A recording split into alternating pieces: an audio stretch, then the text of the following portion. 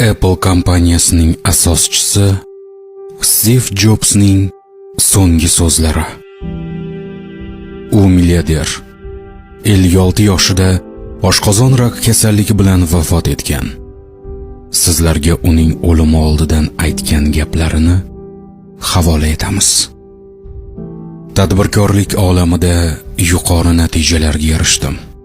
Boshqalarning nazarida mening hayotim omad va muvaffaqiyatlardan iborat. Lekin meni ishdan boshqa xursandchiligim deyarli yo'q. Boylik bu men o'rganib qolgan hayotim tayanch xolos. Men hozirgi holatimda, ya'ni kasal bo'lib yotganim holda hayotimni sarhisob qilmoqdaman. Va shuni tushunib yetdimki, boyliklarim ma'nosiz. Ayniqsa o'lim oldida ular arzimas narsa. Siz pul berib, shofyor yoki mashina sotib olishingiz mumkin.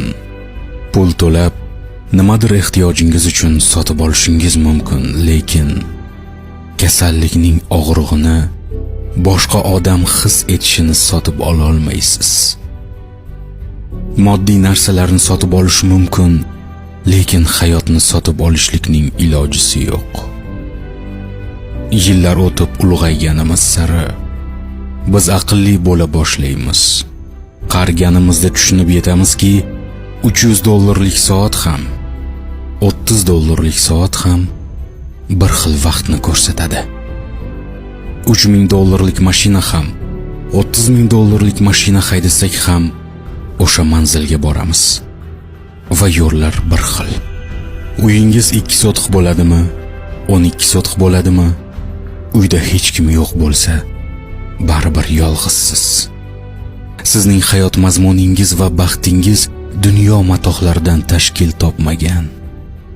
Biznes klassda uchsangiz ham, ekonom klassda uchsangiz ham, agar samolyot qulasa, siz ham hamma bilan birga qulaysiz. Gaplarimni tushunayotgan bo'lsangiz, sizning do'stlaringiz yoki gaplashish uchun kimdiringiz bo'lsa, bu haqiqiy baxt degani. Sizlarga 5 ta tavsiya beraman. Farzandlaringizni boy bo'lishi uchungina voyaga yetkazmang. Ularni baxtli bo'lishi uchun tarbiyalang. Shunda ular ulg'aygach, narsalarning qadrini tushuna boshlashadi, qiymatini emas. Sizni yaxshi ko'rganlar hech qachon sizni tashlab ketmaydi. Tashlab ketishi uchun